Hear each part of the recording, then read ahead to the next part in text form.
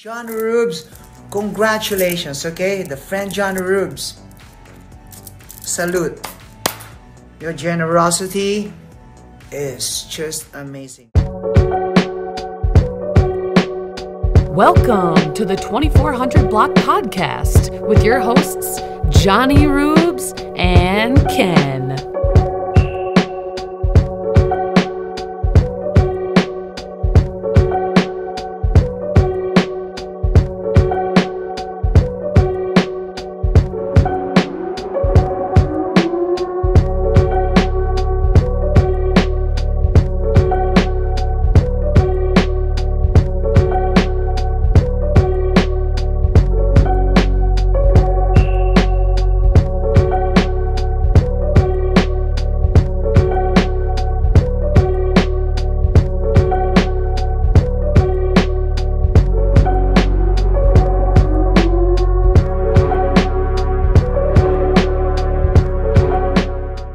We are on and popping. That's right. Stopping. And I'm not alone. I got Ken up in here. So makes it even better. You're not alone. I am here with you. Though we're far away, I am here to stay. Every night I sit and ask myself, how did love slip away? I'm a Jackson, you know that, right?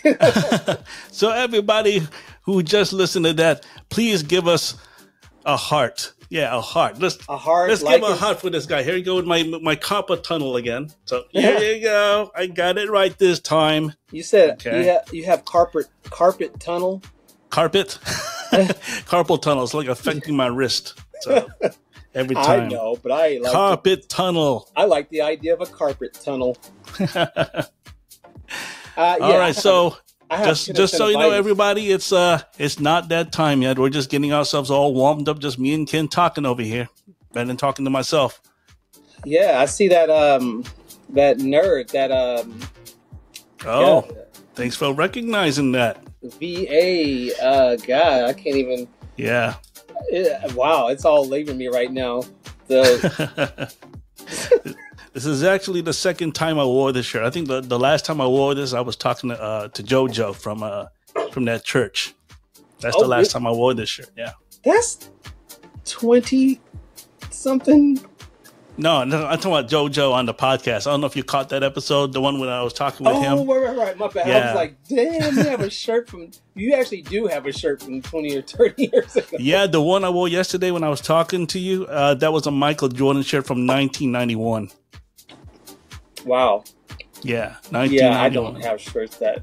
I have a belt that goes back to high school. Oh, yeah? I don't know where it's at, but it's been holding my pants up for like 30 years since high school. I don't know. I see. But if you're sending hearts, you can like and subscribe if you want. That'd be cool, you know. Oh yeah, that'd be wonderful, folks. Yeah, that'd be wonderful. That would be really cool, you know, because you can see more of that and more of us, and you know, send more hearts, send more love. I need it, especially right now. Oh yeah, folks, give us some support. Follow us on Spotify. Follow us on YouTube. Any one of the streaming platforms out there that either carries it on audio or video. And we won't lead you astray, we promise. So if you follow us, we won't lead you into a ditch and shit. Like, really, we are real people with real hearts. We'll send you in good directions. We're not here just recording and inputting it on. You're live. Yeah, we are making this episode right in front of your face today, and we hope to get this episode out by the weekend. I'll be working on it extensively. The weekend. He's a good artist, by the way. Yes, very much of a good artist. Matter of fact, my song Boundaries, I was channeling his energy because he's more theatrical when he makes songs, very theatrical, and I was really channeling the song in a 3-part theatrical Broadway play, which I'll sing every now and again, you know. I can't wait no longer for you. Yeah, yeah. Good job. Yeah, yeah. Hey, Claire, you gotta really come on for real. Like, what are you doing here? Like, yeah, we definitely have to have her back on. Arrow Gang, come on, get back on. It's not just her, but we should bring Lauren finally. Good minds face to face. I've been talking about Lauren, and I'm in the struggle right now. So I'm like, you know what? She got some things up her sleeve that will really work for me working from home, and for sure. But I wanted to talk about that SEO life, because it's a lot of people talking about the digital marketing and stuff like that for businesses, but that's right up our sleeves. We're creatives, so yeah. But yeah, we'll talk to Lauren about that and many, many, many more. Yeah. What's so good is that we establish these great relationships with our guests, Absolutely. Right after the podcast, we just formed such a great friendship that it can still continues right after the episode. Yeah, I was just talking about that earlier. I'm a big networker. I've been really since Amway, the 90s, but I heard about working and then network marketing. But networking is really cool because you never know where you go in life. It's not about, again, what it's about who you know. You can go to school, go to Harvard and all this other stuff. But there are people in certain places. And not only who you know, it's you being a person of, character to know the person, not just using people for their resources. So yeah, it is really about who you know. So you can have a high school degree, you get in the right place with the right people. Hey, can I ask you a question? When you did the Amway thing, was that like a piece of cake? Like when you try to network with people, or you felt like you're nervous? Hella awkward. I'll be honest with you. But it was awkward, but it was times that tested what I am today. The reason why I can improv, the reason why I have nerves still, because Amway was like the Ponzi scheme back then. Like you mentioned Amway. Oh my God, walk away from this person. Yeah. But so we had to kind of be stealth. So, you go in, you're talking to somebody back then, super Kmart, 24 hours, and you're in there. Hey, you know what? Oh my God, I didn't know that you were into the to guns. Like, so you just start this conversation. Yeah. So they teach us like how to break icebreakers and stuff like that. But they also teach that your times are valuable. So even though I'm new, I don't really have an office or money like that. So you're like again. The reason why improv is working because you pretend as if you're a busy person with all kinds of money. So you're in there. Yeah, I know you're into guns. You start talking everything. Hey, you know what? I gotta get going. So much on the calendar tomorrow, and you dive in and start writing the number down. Hey, can I catch your number? So you don't look up at them, and you start writing. That energy is all in your hand. They are going to just give you the number. It's mind tricks, So I learned mind manipulation through how to win friends and influence people. And stuff like Amway, and again, Amway is savage. Even to this day, they've flipped it to where it's not about the products; it's about the people that's using these products. So it's changed, but it's still like this weird stealth thing. But it taught me a lot. I mean, yeah, I'm not doing network marketing. Shout out to anybody who's doing it. It's not a bad thing. It's just sometimes when your environments like that, it gets really cultish, and you kind of forget what you're even there for, and you just kind of hoorah, and you're not making money, but the people above you are. I mean, for some people, it's nothing. It's natural. Some people are natural, at conversating. When it comes to something like Amway, talking, that's something else. But trying to hook it into a product, it takes a lot of guts. It's not for everybody, but hey, more props to anyone doing that. Yeah, if you can, again, back then, you couldn't say Amway or people would walk away from you, but it was a character builder because ever since then, I had many people want to recruit me because of me. I'm a talker. Right. But what they don't realize, I have ADHD too. So I may be all hoorah right now, but when we start getting down the road, I'm like, ooh, I'm kind of bored. This is not cool. Like walking up to people all awkward. Like I set in. So I'm like, they're like, oh, I thought you were a people. Well, I am until I'm not. I don't want to do this every day. So But again, every season has a lesson, and those were lessons for me that I use to the day. Would I ever get into another network marketing program? No, because it's a lot of dedication to be in that environment, and it gets kind of cultish to where you don't talk to your family and all because they're not about the dream and all this weird stuff.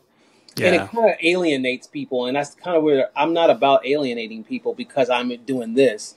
Mm-hmm. I'm like, I want to welcome people into what I'm doing. So that's why, it goes down on the block. So you can come over here, hang out. There's no alienation. You can talk about whatever you want. That was a good series, Alienation. Yeah. Was that it? Alienation? Was that what it was called? Alienation, right? That old series? Old series on Fox? Oh, yeah, Alienation, yeah. I was thinking about AWOL Nation. Blame it on my ADD. Here we go. 4 minutes until. Hopefully she'll show up. We'll just hang in there. We'll see what we can do, what we can improvise on. Maybe I can show you my pictures finally. No, I was kidding. We'll hold that for Molly. Hey, you know what? Motivators. I'm all about pictures. I took pictures of my son this morning. It's called a picture circle. Oh, that's nice. And it started because, we're adults, and you bring a kid in the world, and they have their own wild perspective. Yeah. So it was my way of bonding with him with something I'm really passionate about. And of course I'm passionate about my son. But it became a thing to where, Sam, she was really got big into it. My son, even, Diego got big into it, and it became like a tradition. Mm-hmm. And it's a little circle outside of our apartment. It looked like it used to be a tetherball pole. Oh. I think I dated myself. I know everybody knows a tetherball pole. It's like a volleyball. Okay, whatever. Goes around the circle. Anyway, they took it out, but the circle is still there. So I would, in order for me to kind of get his attention, I'd be like, hey, picture circle time. Mm-hmm. So I'm actually thinking about, kind of rebranding myself as a picture circle photography or something like that. Yeah. Oh, by the way, we got one viewer. That's very nice. We got one viewer so far. So hello to whoever you are. Thanks for tuning in on Facebook Live. We're just doing it behind the scenes. Our show will start shortly in about maybe 2 minutes. Hopefully our guest will show up. Meanwhile, we can talk about you, viewer. We don't know who you are. If you can kind of give us a little hint, that'd be cool. If not, we respect autonomy, anonymously. Yeah, there you go. Anonymously. Yeah. Anonymously. Autonomously. Wow, that's a new word. Anonymously. You don't want to say nothing about who you are. I get it. You just want to watch like a creeper. Yeah, they're probably still trying to get to know who we are. But folks, if you're wondering who we are, this is Ken, this is John, and we've been friends for a long time now. I think about 28, 29, maybe even going to 30 years. I forgot now. I've lost count. But here we are. We're old men. He just don't want to claim his age. That's why. Well, here we go. We got Carly finally. Oh, Carly is on. Hello, Carly. Good morning to you. Good morning. I didn't think I was running late, but... Oh, no. No, we're just getting warmed up over here. We're just waiting for you for a couple of minutes. So just me and him just fellowshipping for a little bit. No, you're amazing. You're amazingly on time. We're in there BSing around, just talking everything, and you show up like, oh my gosh, she's early. No, you gotta come back in. I am chronically punctual. I grew up with a mom who was late literally everywhere that I went. So that was my adult promise to myself that I would not be late anywhere. So. Well, that's actually really funny you say that because I got diagnosed ADHD later in life, and my best friend's mom was that. She had ADHD too. Mm-hmm. And it created a really big impact in her life to where it was an anxiety to be late anywhere because of that. So no, that's really huge that you say that. Yeah, no, it gives me a ton of anxiety. My mom was also undiagnosed ADHD. I think I've got a little bit of undiagnosed ADHD going on, but the cosmic justice of it all is that my husband is more late than my mom. So I end up not really getting to be early unless it's really of my own accord. So are you telling me that your anxiety was okay until your husband's like, hey, just by the way, I'm late all the time. You're going to have a lot of work to do. I now tell him that we need to leave about 10 minutes earlier than we actually need to leave. That's been the marriage saving hack. Yes. I try to do it with my schedule, but it doesn't work because I know I put a 30-minute. So it gotta happen. Yeah, it doesn't work, I don't think, for yourself. But if somebody else is doing it for you, then you just actually don't know, and then there's nothing you can do about it. And I'm okay, actually, because I know that is a hack. If and it, it does happen for me. So if it happens for me, I'm okay with it because I know the possibilities of it. I'm okay with it because all I'm going to do at that moment is just execute. Yeah. Yeah. So yeah. I what's funny when I introduced you was I said, "Oh my God, it's iCarly." I've gotten it I did a ton of babysitting as a kid, and that was like in the era that iCarly actually came out and was popular. So yes, you and like every 5 to 10-year-old that I babysat for called me iCarly. Now here's the funny part. We were in the in there BSing around, and I was like, yeah, I'm sure she's gonna have heard this, and I'm gonna throw it out there. Because I was actually telling myself, who's iCarly anyway? And he was like, dude, I don't know.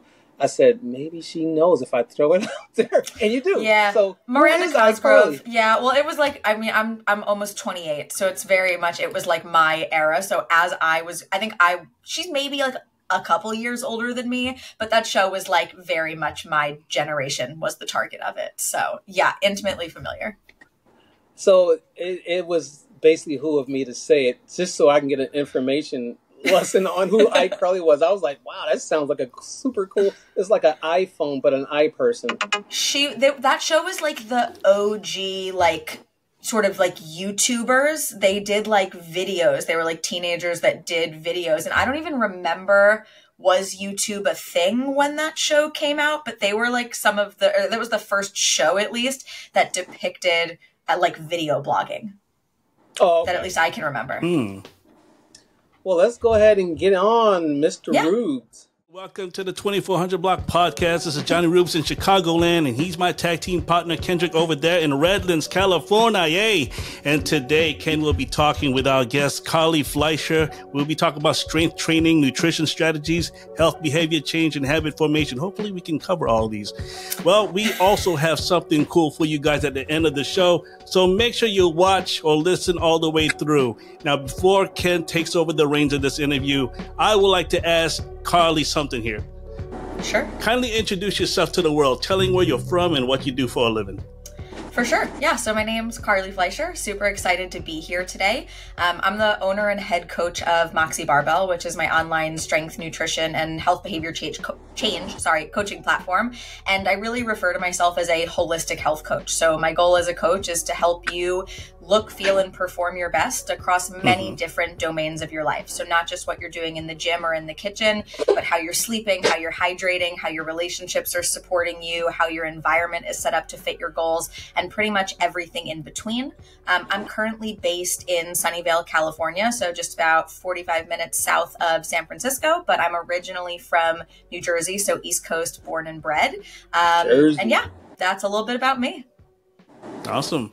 All right, Ken, it's all you, man.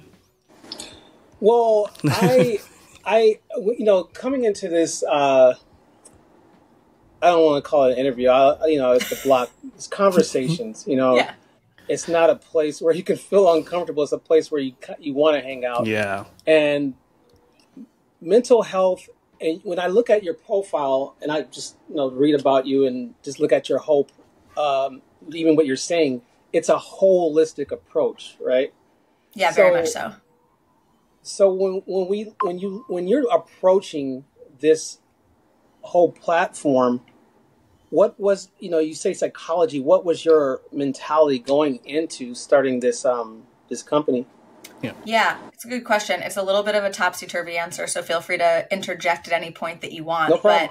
But the high level is that coaching was never my plan A or plan B or even my plan C. I actually graduated from college with dual degrees in economics and psychology and started my career as a financial consultant at Ernst & Young. So I thought I was taking the business trajectory. And I mean, you tried to talk over that. You said Ernst & Young. Whoa. You railroaded over that. Yeah, it's a very different life that I thought I was going to have than the one that I actually do now. But yeah, I'm super type A, overachiever, risk averse, straight A student. That was like my MO. And I was very much somebody that always did what I thought I was supposed to do. And so I thought I was supposed to go to school and get straight A's and get good internships and then get a good job. And then congratulations, you're happy now.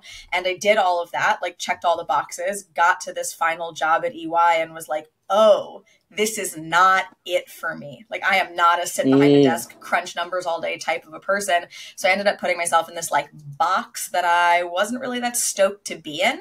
And behind the scenes of all of that, in my senior year of college, I totally caught the fitness bug. I was a competitive gymnast my whole life. I played soccer, all kinds of different sports, but I was never a gym person. I didn't have to because I was always playing a sport, but I fell into competitive powerlifting. And that was when I went like totally down the strength rabbit hole. So as I was going through this very like tumultuous career experience, fitness and strength, that was like the only thing that kept me going. It was my constant. It was the thing I was able to focus on.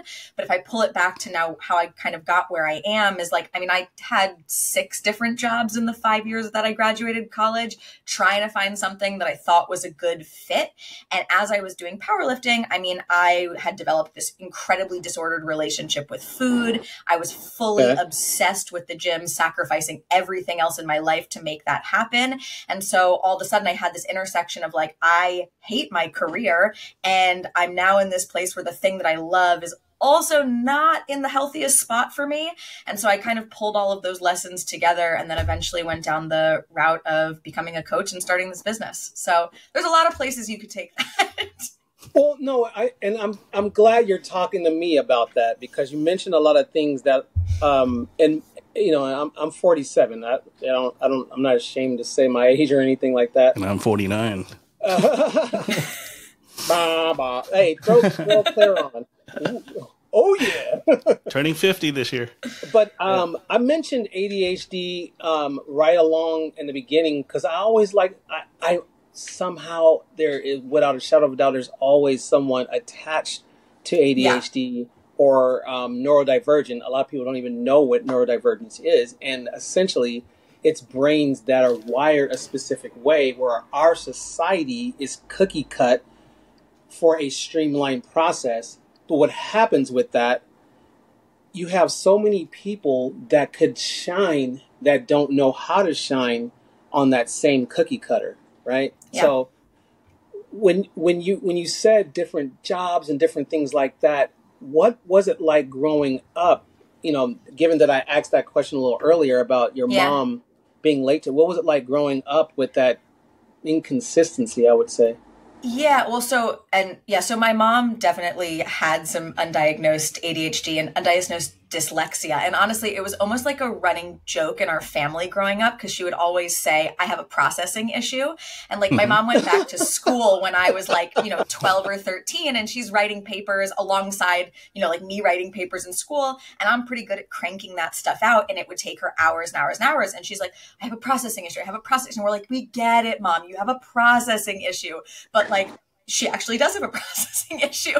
So we kind of felt bad for making fun of it, right, for all of those years. But the interesting thing is like, I still don't have like a diagnosis. I mean, I have anxiety and depression and all of that fun stuff. But I actually think that I've been a little bit wrongly diagnosed and a lot of my anxiety stems from some undiagnosed ADHD. Mm-hmm. The interesting thing is I think seeing my mom and the way that, I mean, she's highly functioning, super successful. I saw a lot of coping mechanisms. And so I think similarly for me, I've created a ton of coping mechanisms for myself where like, again, I was a straight A student. I am able to focus for long periods of time when I need to. But inside of my head, I'm constantly jumbled. There's like a nonstop spiral. I explained it most recently as like, it just feels really exhausting to exist in my own head sometimes. But I think growing up, watching the coping mechanisms really taught me how to cope and has now almost made it feel like that's just my normal now. You take for granted, like you don't think that there's anything wrong. You're like, everybody, this is how everybody's brain works. It was interesting growing up with it. But I also think because it was something that like my mom dealt with really well. It just became a thing that I similarly learned to deal with, I think also fairly well.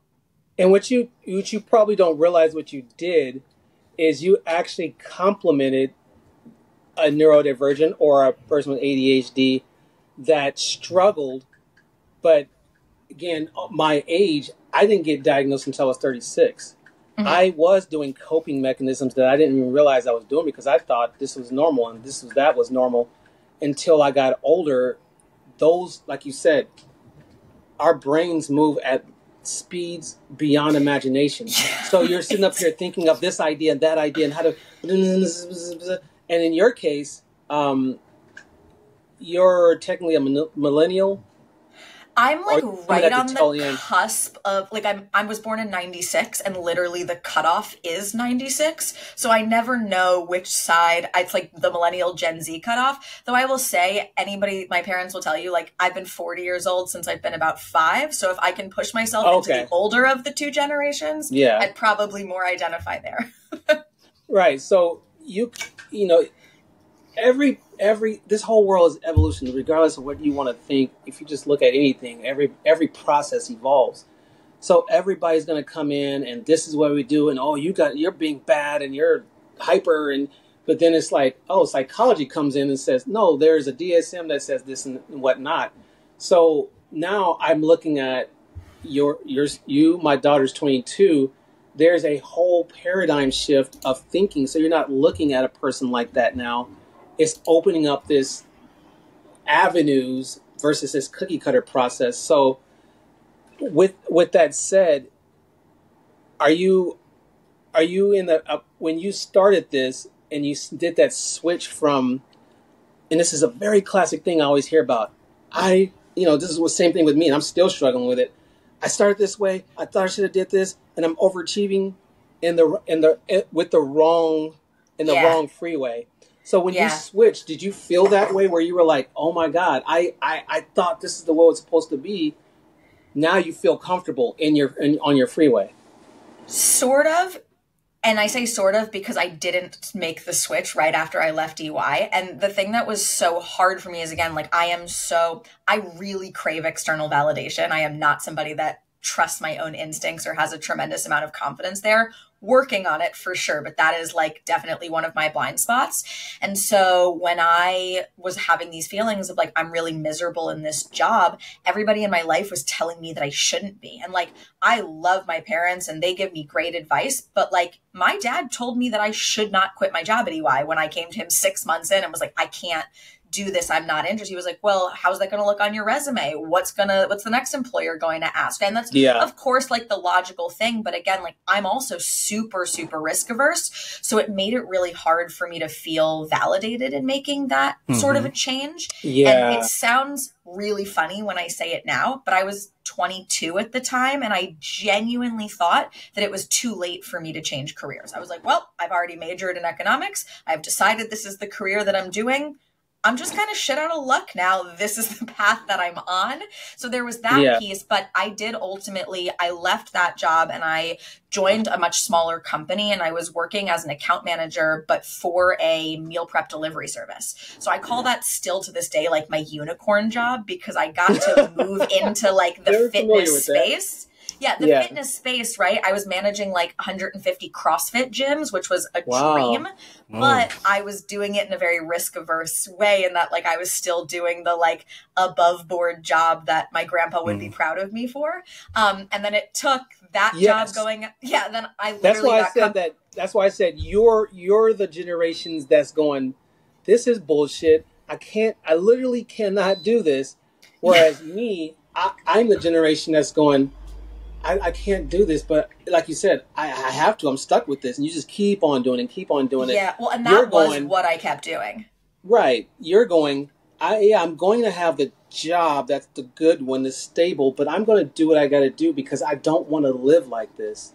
Yeah, well, and that was why I became so obsessive on the fitness side, because I couldn't necessarily control what was going on professionally, and I felt like I didn't have 100% autonomy there, but I did have complete control over how hard I hit my workworkouts, how effectively I hit my macros, what time I went to sleep, how much water I was drinking, like all of those different things. Serious. Oh, I mean, I'm a very intense human being, and I take everything in my life pretty seriously. But yeah, when I went in, yeah, right. I'm at least consistent, if nothing else. But no, I mean, I went into it. I was tracking every morsel of food that went into my body. Where, like, you know, my husband, then boyfriend, would, like, you know, we'd want to go out on a date, and I would be like riddled with anxiety, like, oh my God, I'm not going to know what's in the meal. I'm not going to be able to track that accurately. What if I end up gaining weight? What if I don't hit my weight class? Like, and it was a whole thing.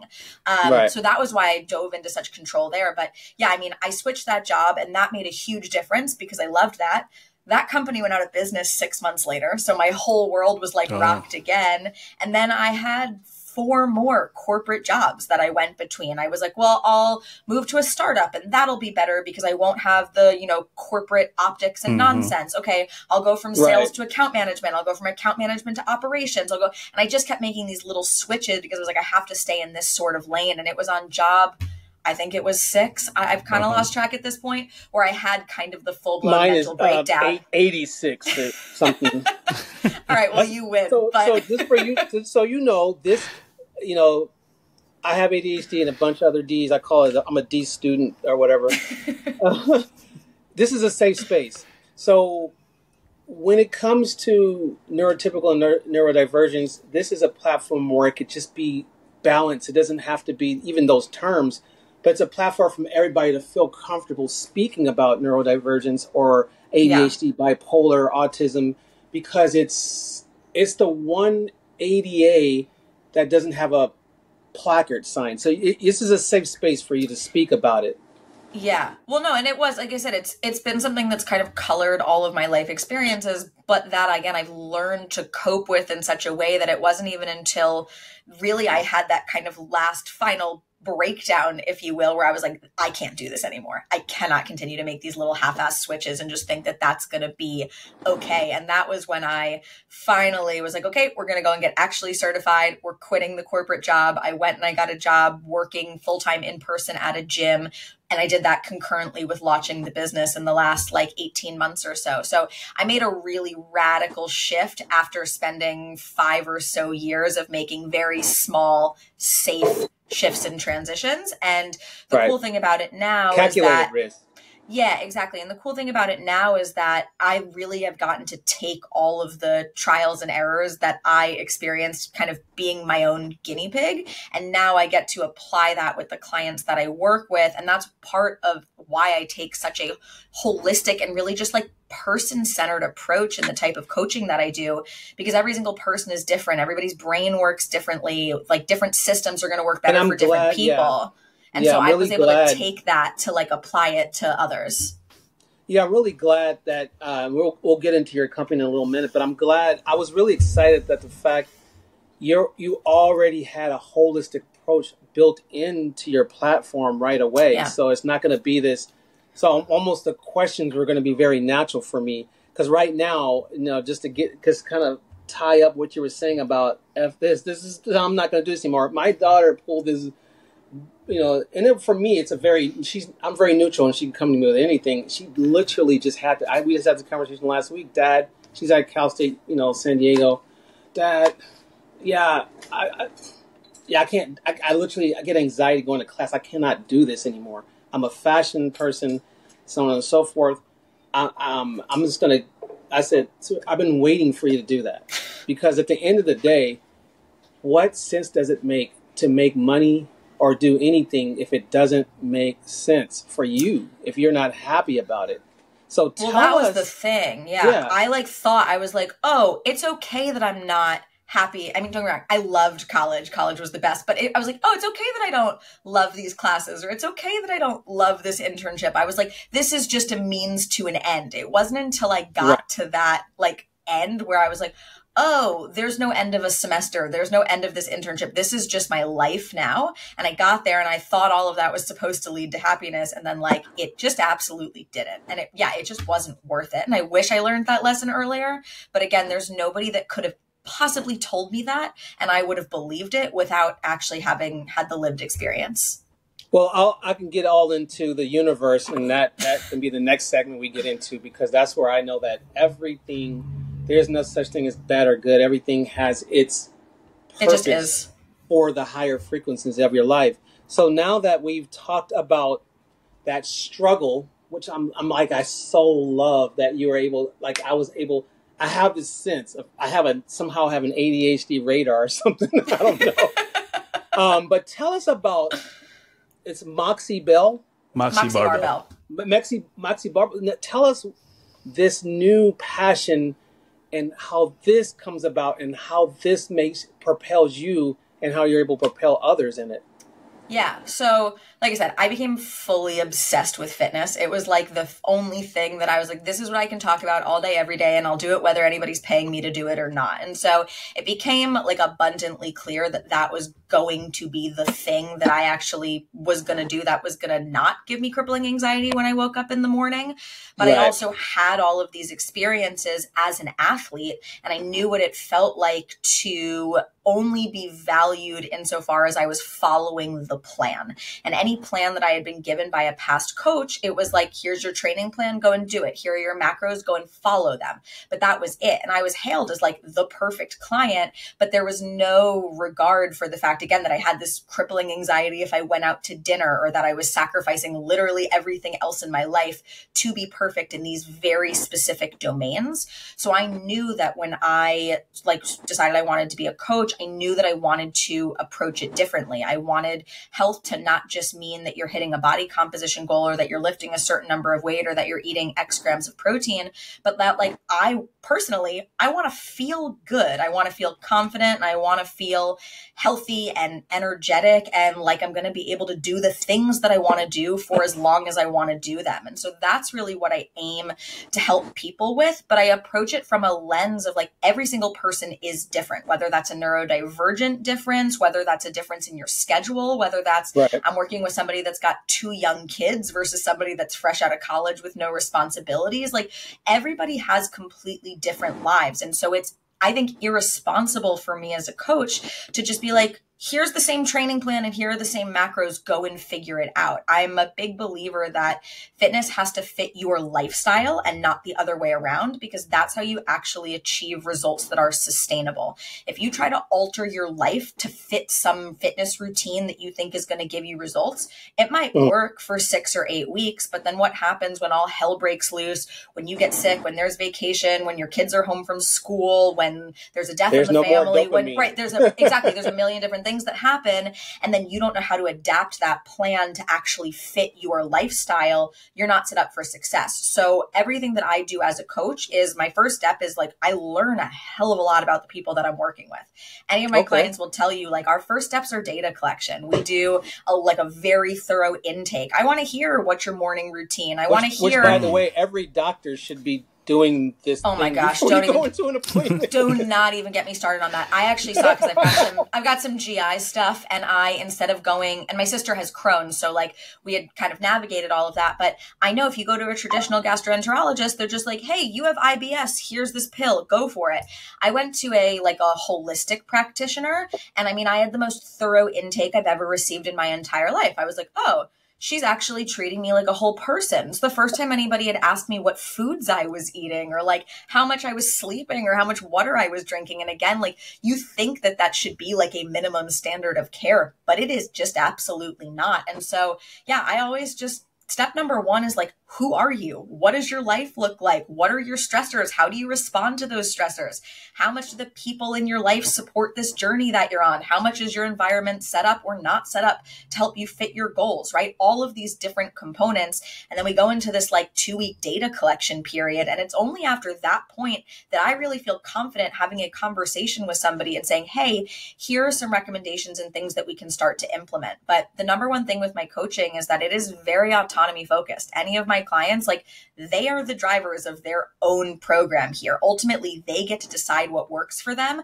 I'm really just somebody that, like, I'm the expert in health and fitness, but you are the expert in your own life. So my goal is to learn as much about your life as I can, and then help present to you options for different systems that might work, and let you pick the ones that ultimately fit. And that's a little bit different for everybody. I'm going to put my psychiatrist on blast. I'm not going to mention names, but I got told I was a poor historian of my own mental health. I was like, we sit here for 40 minutes, not the whole hour. I know the billing aspect of it. And you're telling me that my 24-hour observation of myself, I'm poor at, and it's things like that begin to eat at, your confidence in who you are, because you say, oh, I guess I don't. So I'm going to put you on the spot here. I mean, talk is talk, right? So go for it. I'm going to put, Roobs on the spot. Roobs walks into, Roobs comes across your website. Sure. And he's like, I don't know. What would it look like live right now with Roobs coming in and you guys having a session, like if there was a Zoom call? Yeah. So my first step always in the coaching process is that you get to set up a free call with me, because coaching is a relationship, and anybody that works with me will tell you, like, it can be a fairly intimate experience. Like, we're talking about a lot of different, like, minutia of your life. So you have to make sure that I'm a good fit for you as a coach. I'm not the right fit for everybody, and that's okay. But we would hop on a call. So Roobs, if you were on a call with me right now, my first question for you would probably be something along the lines of, what prompted you to reach out? And not just what prompted you to reach out of, like, I want to lose weight, or I want to learn how to eat better, or whatever it is. But stuff, why specifically right now were you like, this is the time? Why not yesterday? Why not last month? What made you feel like right now in this moment, I need to reach out to Carly? No pressure, Roobs. No pressure, bro. Well, first of all, I'm about to turn 50. So, of course, things start changing emotionally. You start viewing things differently. Like you've never viewed it before compared to when you were like 20-some-year-old. So, that definitely changes. Can you elaborate on that? Yeah. Going through loss of friends, being in a different location. Me and Ken used to be in Virginia. That's how I knew Ken. Many years ago. 757. Yeah. So a lot of that all factors in to, how I'm feeling right now. Okay. That sounds really challenging. And first of all, I want to thank you for being honest and transparent with me. I know it's not always easy to share that kind of stuff. So if you wouldn't mind getting a little bit more specific there, you mentioned some of these life changes and these emotional changes. What of those specifically do you think is most impacting your ability to reach your health and fitness goals right now? For one thing, it's the weather over here. It's just totally different. I really miss the environment in Virginia, where it was mostly warmer, and of course in California it's the same thing. I love the weather over there. Yeah. And I was in Florida for a while, so I was always the kind of guy that always loved going outside, like to make most of my day. But as soon as I went over here to Chicagoland, it's a little bit different. I know I had to spend maybe 4 or 5 months, winter, and of course my mind is kind of messed up in a way because it really wants to go outside, really wants to be active. But it's that's the mental aspect of it. Is like I can't even challenge myself to go outside, even in those kind of conditions. Although as much as I want to. Yeah, I get it. I went to college in upstate New York, and it is always cold and snowy and gray and just gloomy there. And it does. It takes such a toll on your mental health.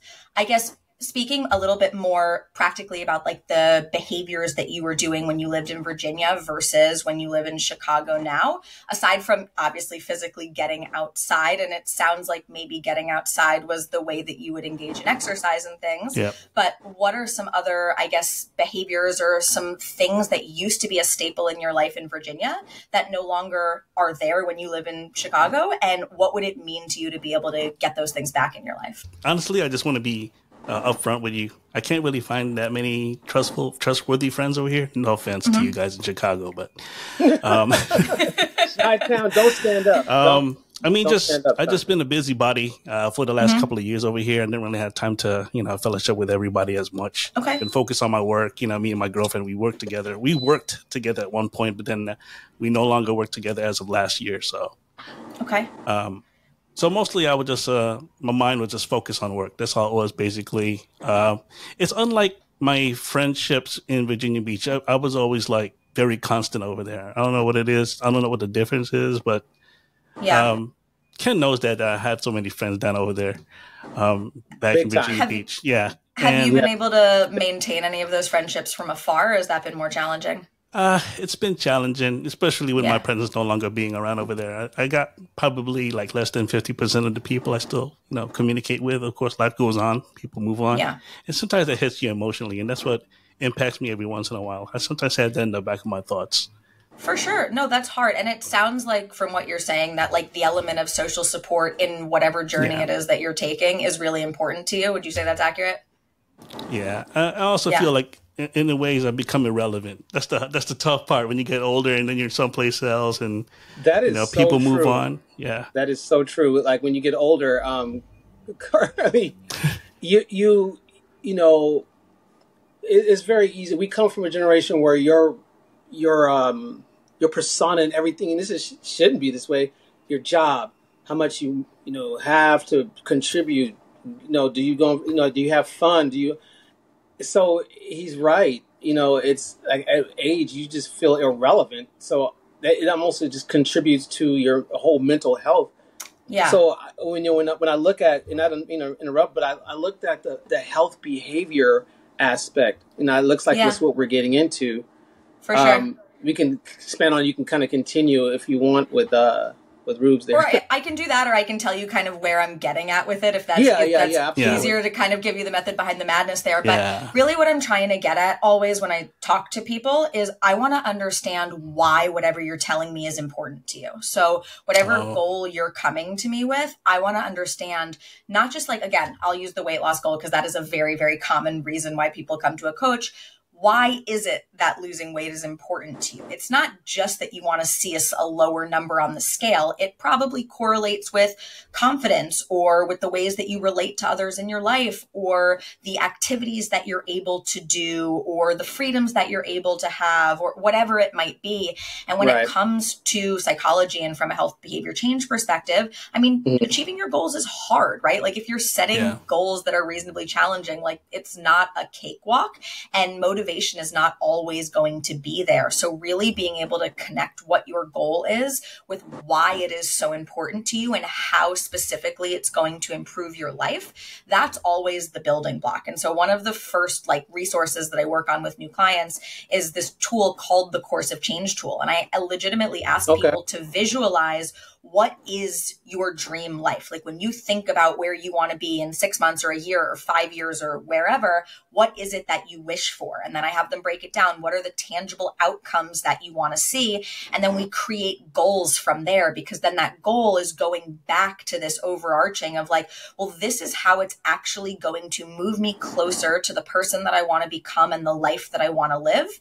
And then we anticipate the obstacles. We figure out how we're going to manage them together, how we're going to create some if-then planning, and then we iterate as life actually happens. But that was where I was kind of starting to get at with you, was understanding why the things that you were saying were important to you, kind of what triggers they're kind of pulling at, and how achieving whatever goal it would be that you were coming to me with would ultimately go back to like supporting those other things that you were saying, because then it's not just this thing that I should do.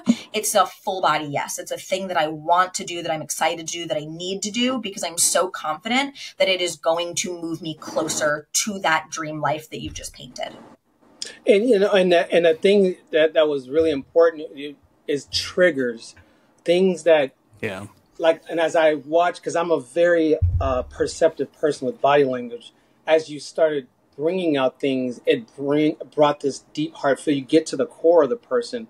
And for those listening, triggers is a big one when it comes to recovery and mental health. So, my apologies in advance if there was any kind of triggers for you, Roobs, that were pulled out. But the idea here is, with Gaster and people, everything's talk, but what's really happening?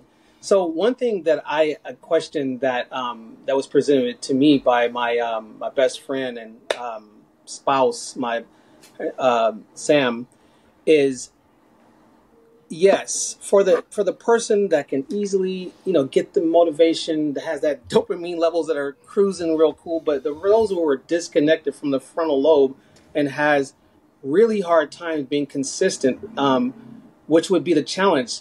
And it's not necessarily the beginning of the year, New Year's resolution. It is this fight. And we're talking about me now. So now we're doing me. It is this fight since the Navy to be consistent and not let everything come in and destroy that, which it does. And being a provider and, again, my generation where everything's about, oh, you got to have this job.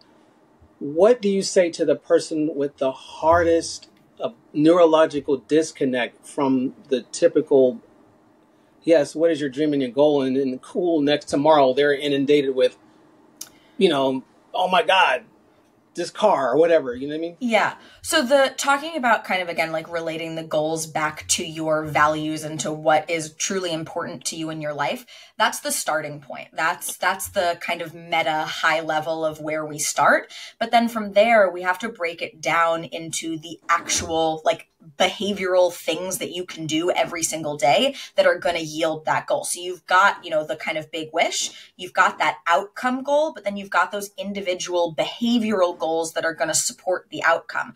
So for somebody that is struggling with a lot of distraction and is struggling with just like a lot of those incoming factors, the name of the game is really how do we set up your environment specifically to support your goals? So not how do we get you to rely on self-control or how do we get you to rely on motivation or willpower? It's literally the neurodivergent definition. Yeah, because we know those things are super fleeting, but it's more how do we put you in an environment so that you are more likely to be set up for success. So if your goal is weight loss and you're somebody that comes home every single day after work and you go right into the pantry and you're diving into the cookies because you've had a long day and that's your emotional response. I've had those days. I'm talking about my lifestyle right now. What the hell?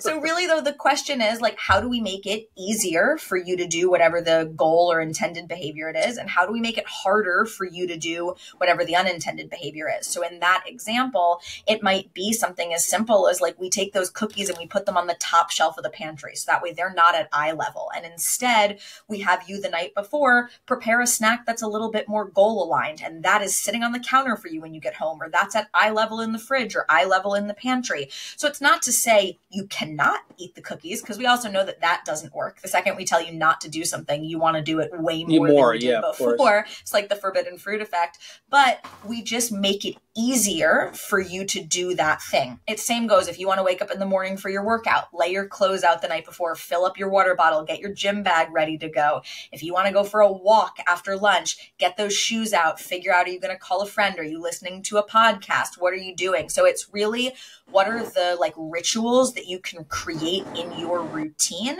that are going to make it kind of neurodivergent proof, if you will, to get distracted and to not ultimately do that. It really just comes down to, are you in an environment that is supporting what you want to be doing or not? Yeah. Now, obviously the word coach is in your title. So in my mind, I'm going to say, I'm on point, and I know you're not a psychologist or a psychiatrist, but I'm beating myself up on this perfectionist thing, trying to meet this, this very streamlined expectation of myself. Yeah. Is there like periodic accountability sessions to what was laid out in the plan? 100%. So with each of my clients, they're submitting a biofeedback check-in every single day. This is like a 20 or 30 second thing. They're letting me know. They're letting me know. Yeah, they're letting me know like how well you slept, how many hours, what were your energy levels, how many steps you took, where was your perceived effort at today, that kind of thing. And then once a week, we do this much more robust weekly check-in where we're going through all of the nitty-gritty. So like, yeah, you're telling me about how training went this week. Yes, you're telling me about nutrition, but I'm also asking you like, what are some 2 strengths that you can tell me that are separate from the scale this week? What is one thing you did this week that helped move you closer to the person that you want want to become? What were your roadblocks or obstacles this week that made it challenging for you to adhere to the goals? And all of these other real-time data. Yeah, exactly. Because the whole idea, again, with coaching is not for me to say, this is what you are struggling with, let's tackle it. I don't know what you're struggling with. I want to learn from your real life experiences. So if you went out to dinner this weekend and you had planned for it on Saturday, but all of a sudden on Sunday, there was this unforeseen dinner and you didn't know how to plan for it, and that made it really hard to stick to the plan, great, let's talk about it, because it'll probably happen again, and then you'll feel better equipped to manage that next time. Well, for me, it's not going to look like that. It's going to be a cataclysm, oblivion of overwhelm, and I'm going to be talking fast as hell, and then you're going to be like, stop, hold on. Yeah.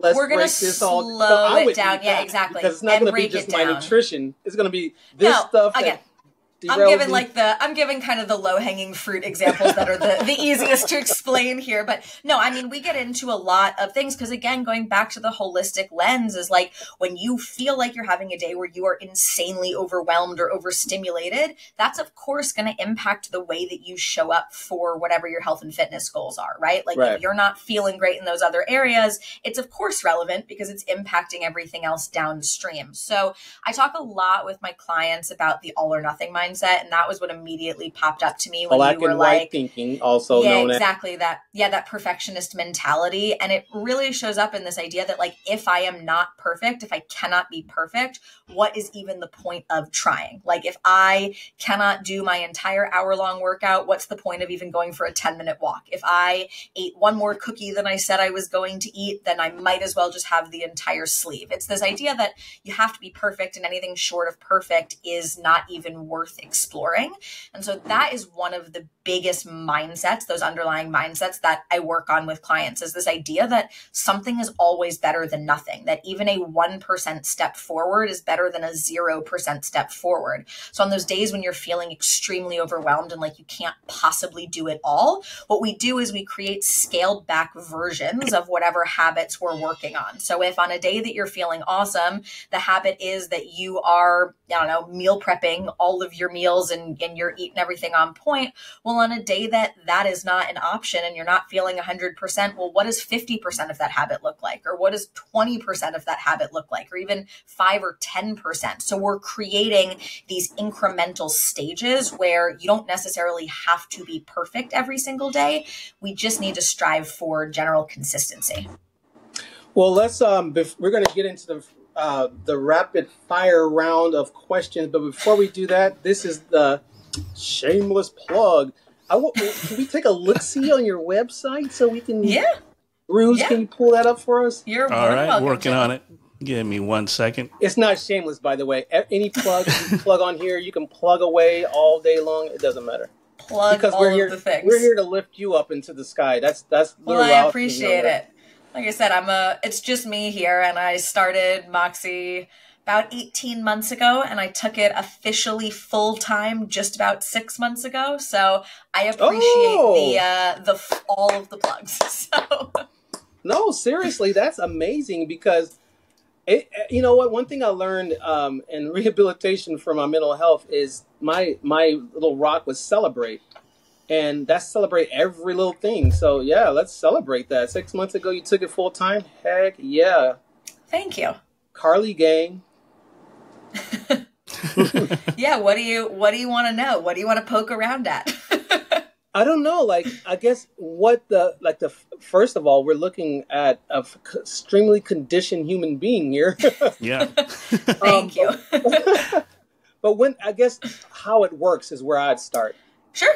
Yeah, you can hop into how it works. So that really gives you just kind of the walkthrough of my process and kind of what you can expect. So if you scroll down a little bit, you'll kind of see the meat and potatoes of it, which is there's a few little blocks down there that show you what are all the steps of working with me. So we start off with a consult call. And like I said, we establish baseline. So we go through that full data collection period. And then at that point, after I've started to paint that picture of really who you are holistically as a person, that's when we then go ahead and get into the program design component where I feel confident actually making recommendations and working working collaboratively with you to start implementing some of those changes. And then we iterate and we figure it out as we go. Like I said, we learn from your experiences and we take those as the learning opportunities and as the educational pillars. So that way the goal is you walk away from coaching knowing how to adapt what you've learned in these scenarios and then apply it to all of the other situations that will inevitably come up throughout the rest of your life. I believe we've lost her. Oh, we lost her. Hopefully she'll come back on. I'm gonna exit the screen. Hopefully she'll come right back on. This is what happens, folks. Can you give the viewers and listeners the website the way it's in this segment? Sure. It's moxiebarbell.com. That is MoxieBarbell.com. Yes, and I'm gonna actually ask her, Moxie, what was the inspiration behind that? Because I'm thinking Roxy, Moxie Roxy. But yeah, she's gonna come back on. But so far, dynamic, because where we're going as a society, we're getting rid of this streamlined thing that kills off people. You cut off, but we Welcome kept back. It going. No idea what happened there. It said I lost internet, but I'm wired into the internet, so I'm unsure how I lost it. It happens all the time. I'm actually a tech person, so what's frustrating is that I get frustrated because I already know what to do, but I'm like, why do I always have to be the fixer and I can't be the enjoyer? My husband is the tech guy, and he has grossly overcomplicated all of our tech systems. We have like a pie hole so that we love you, husband. We really love you. But he's in China right now, so you can talk whatever crap you want to. He's not going to hear it. We don't love you. We don't. He created like a pie hole that like blocks our ads, but it means that like some websites end up getting blocked and like stuck in it. There was like a period where he was away and I lost internet for like 48 hours and I couldn't even contact him to be like, how can I fix it? And I wasn't an admin on our internet account. But we plugged the website. The website again. And, go ahead, kid. Just keep talking. Yeah, we Facebook was down today. Instagram was down today. So it just happens with technology. But with everything, and I said it many times, my energy is improv. So there will always be something for you to grab out of this. And what you probably should grab by now is that she's not just a personal trainer just telling you, and hey, you could do it. Push up one more set.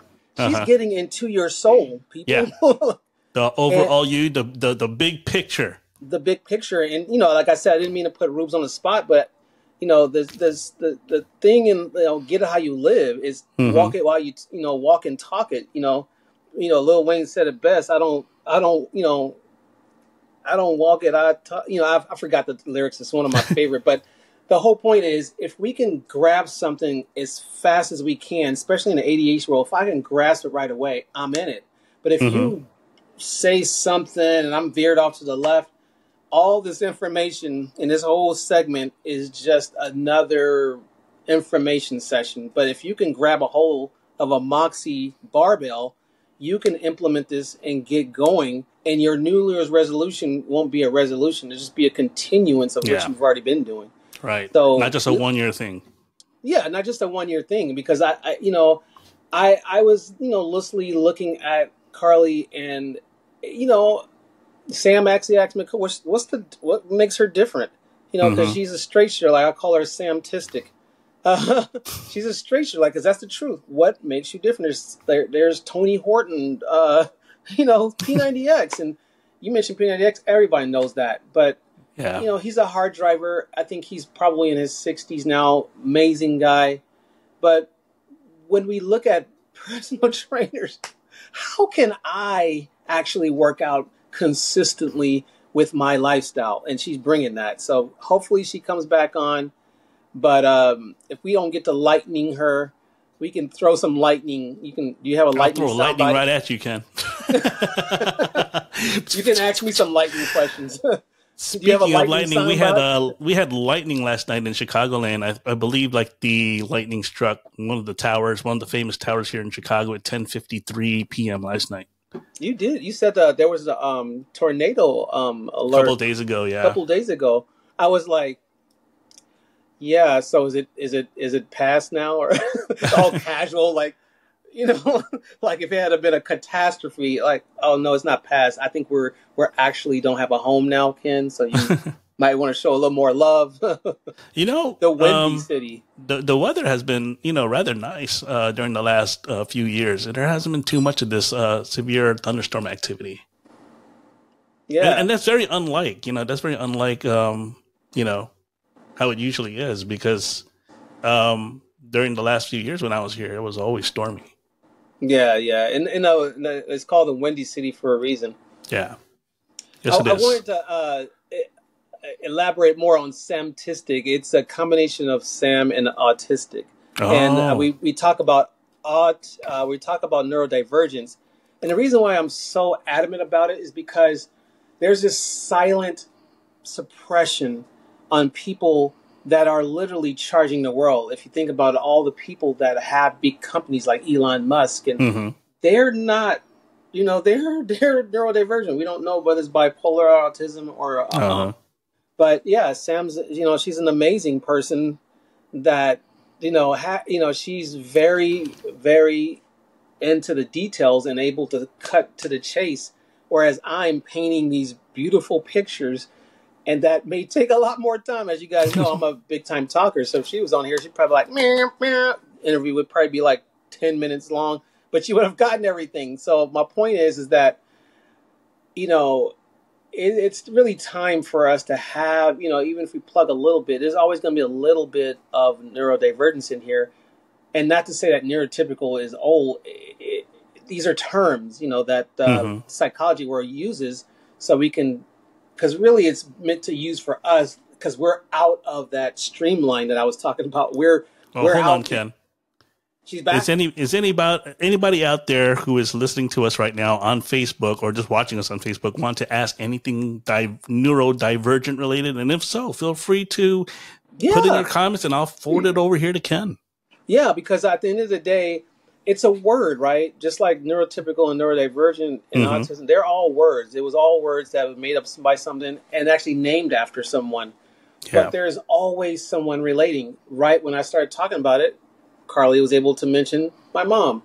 And there's a ton of people that are either not diagnosed or wondering. So if you're wondering, I can direct you. I mean, I'm not the Messiah part in the Red Sea. But I'm a big advocate on people not being done wrong. So I'm not a lawyer, but trust me, I'm an attack dog when people are getting done some type of way. And in a neurodivergent world, it is some type of way, because the mainstream is do it this way. And if you don't, you're in a dunce cap in the SPED world, in education, or in a SPED world in your professional environment. And it sucks.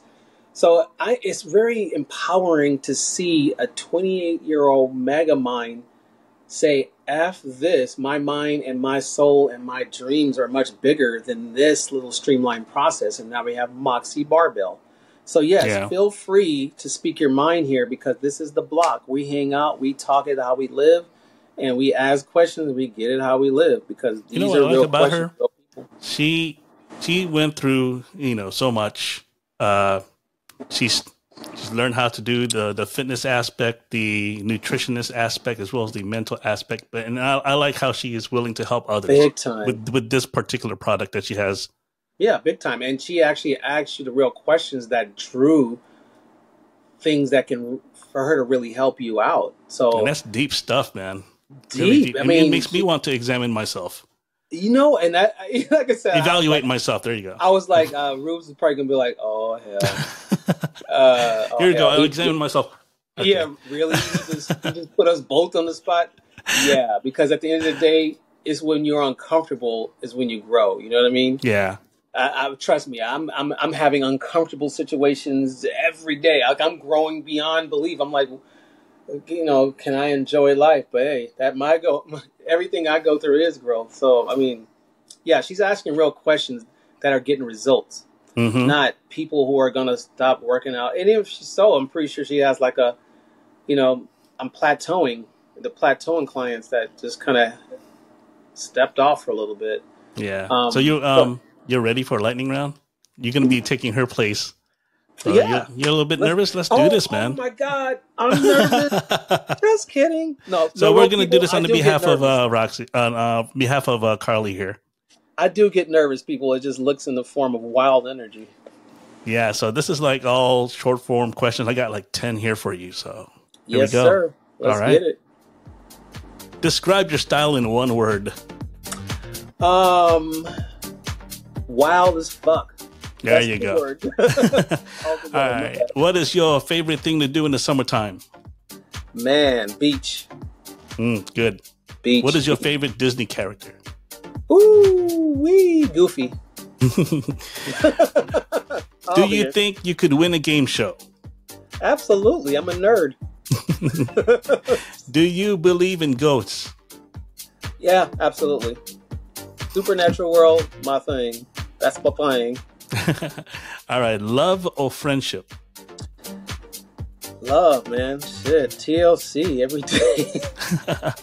Physical strength or mental strength? Hercules. Okay. What would you rather?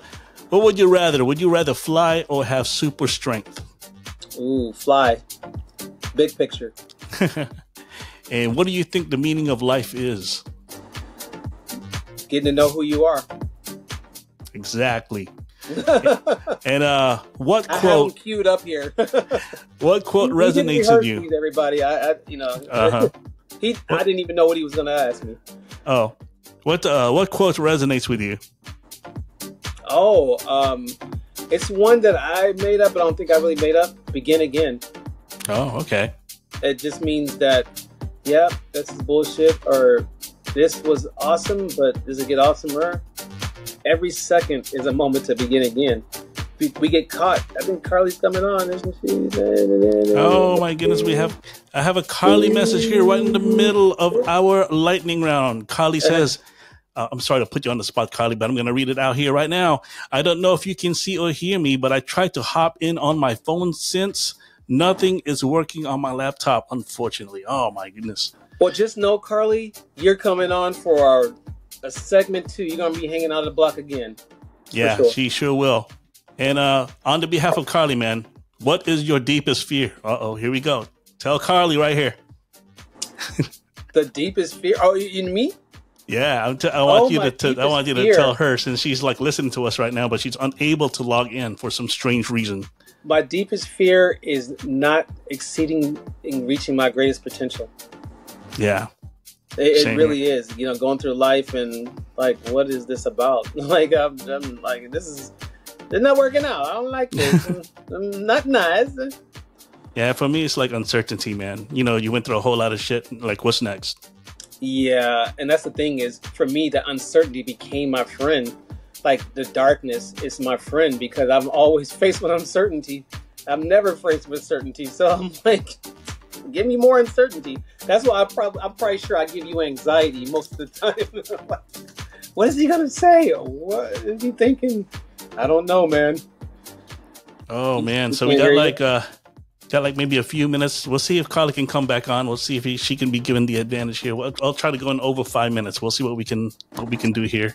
Well, meanwhile, that was MoxieBarbell.com, correct? Yes, it is. You can find her there, and she is sending emoji crying faces. Sorry, Kurt, we didn't mean to make you cry, but you are definitely welcome, and she is back on the Luzak. Back by way of website. So, website. since she's not here right now, I guess we'll just leave it on the website. We'll go scroll through her website as we speak, see what we can find. So let's let the website speak for itself. Speak on the behalf of her. Well, tell them where they can find us. You know, since we sitting here closing people out and doing the interview for them. Just to let you know, guys, we did had our guest, Carly Fleischer. She was wonderful on this show. Right now, technically speaking, she can't be here. So, we've had a really bad day with the internet today. Facebook was down. Instagram was down. Oh, my goodness. Here we go. But we're not down. Yeah, we're just like scrolling along. Here. I'm reading her message right now. She says, I have internet, but the studio just won't let me connect. Oh, well, you're here.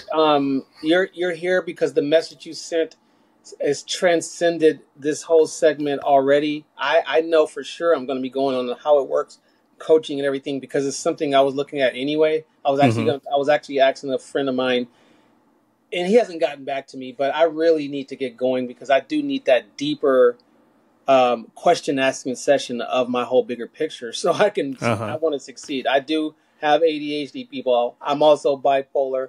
I'm also getting evaluated for autism. So these are things that challenge me and have always challenged me. It's like I wrote a poem back in the day. It was called The Glass Wall. And the glass wall was a barrier where you can see everything you're going to be. Everything's happening. It's like Disneyland on the other side. But you're like, the wall is infinitely wide, infinitely tall, infinitely deep. And the only way I was able to make sense of that poem back then, coming now, is transcending that wall, which means getting to know yourself. So now, getting to know myself and getting to know how I tick is how I'm going to be able to get through that wall. So for everybody out there, whatever your struggles are, getting to know yourself and really sitting still with yourself. It doesn't have to be meditation, but it does have to be time that you spent with yourself intimately, just kind of slowing down. A lot of things come to you when you just slow down. So yeah, okay. It's powerful. Yeah, it is. All right, I guess we'll wrap this one up for now. Unfortunately, she won't be able to come back on at this time towards the end of this conclusion here. But I appreciate her for being on. She actually stressed out the point right before she logged off, so I accidentally logged off, of course. She started this 6 months ago, people, so she left the rat race, and she's super educated, super strong, and she left all that to follow the strength, literally, and that's inspiration within itself. Then we could talk about Moxie Barbell, but she left what was plaguing her. So you can catch us on Spotify, the 2400 Block Podcast. Yes, sir. YouTube, Instagram, and Facebook. We're here. We're hanging out on the block. Come hang out with us. Yep. Thank you very much, folks, for checking this episode out on Facebook Live while we are making this episode. Special thanks once again to Carly. Appreciate you for giving as much insight as possible right before you disconnected. Once again, she accidentally disconnected. It was by way of failing technology here, guys. And she inspired us. She got it all in. Yeah, technically, it's time for... when she was done, the universe cut it off because she was done. It's like mic drop. Yeah, Carly, I guess I can say I have to start evaluating myself, trying to get the bigger picture of what I want in life. So, and that is, I think that was... indirectly is what she's doing. She's actually getting the person to look inward and really get results. And that really, strength training is what it is, but really is getting results for you as a person. So in your whole life, you're effective, not just in the gym or wherever you're training. Yeah. Okay, guys. Thank you very much. Thank you, Ken, again for being my tag team partner here and doing well with your interviews. Always 30 years in the making. You know what I mean? Yeah. You take care, my friend, all right? Take care of yourself. You too, man. All right, later. Thanks for checking out this episode of 2400 Block Podcast. Don't forget to follow and subscribe.